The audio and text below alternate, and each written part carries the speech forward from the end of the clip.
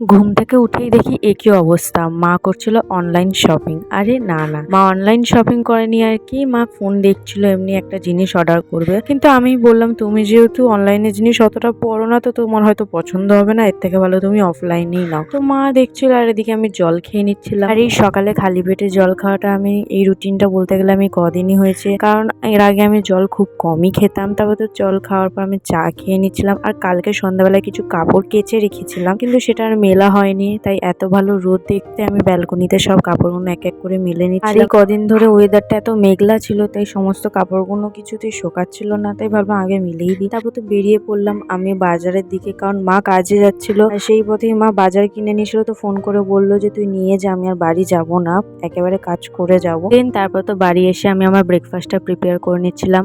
আর আজকে ব্রেকফাস্টে ছিল আলুর তরকারি আর রুটি। শুধু খেতে ভালো লাগছে না বলে একটা ডিমের পোচ করে নিয়েছিলাম। আর আমার না খুব খিদে পেয়ে গেছিল, তাই খাবার দেখে আমি অনেক খুশি হয়ে গেছিলাম। তো দিন খাওয়া দাওয়া কমপ্লিট করার পর তো আমি কিছু কাটাকুটি করে নিচ্ছিলাম রান্নার জন্য। এদিকে তো আমি শাক কেটে নিচ্ছিলাম। আর ঘরে কাজ বাজ তো বৌদি সকালবেলাতেই সমস্ত কিছু করে নিয়েছিল। আজকাল আমি একটু বেশি ঘুম থেকে দেরি করে উঠছি, মাঝখানে খুব তাড়াতাড়ি উঠছিলাম, আবার আমার এক রুটিন হয়ে গেছে। তো যাই হোক, আমি এখানে শাক কেটে নিয়েছিলাম, আম আর আদা রসুন আর পটলও কেটে নিয়েছিলাম। এখানে বৌদি রান্না বসিয়ে দিয়েছিল। তো আমি ফ্রি হয়ে চলে আসলাম মাথায় তেল মাখতে, কালকে যেহেতু আমি হেয়ার ওয়াশ করব। আর এই গরমে না চুলে তেল দিতে বা শ্যাম্পু করতে একদমই ভালো লাগছে না, খুব বিরক্ত লাগছে। আর আমার এতটা পরিমাণে চুল উঠছে যে কি বলবো তার ধারণা নেই। এর জন্য না আমি দিনে একবারই আমি চুল আঁচড়াই। তো যাই হোক, স্নান টান করে আমি বসে পড়লাম লাঞ্চ করতে। আর আমার বর তো আগেই লাঞ্চ করে নিয়েছে, একটু আগেও বাড়িতে এসেছিল, যেহেতু ওকে আবার বেরিয়ে যেতে হবে, তাই ওকে আগে খেতে দিয়ে দিয়েছিলাম, তারপর আমি খেতে বসলাম। আর আজকে লাঞ্চে ছিল ভাত, ডাল, পটল ভাজা, শাক ভাজা, আমের চাটনি আর একটা মাছের ঝাল ছিল। তো শাক ভাজা দিয়ে তো ভাত আমার এক নিমেষে শেষ হয়ে যায়। তোমাদের কার কার ভালো লাগে আমাকে জানিও।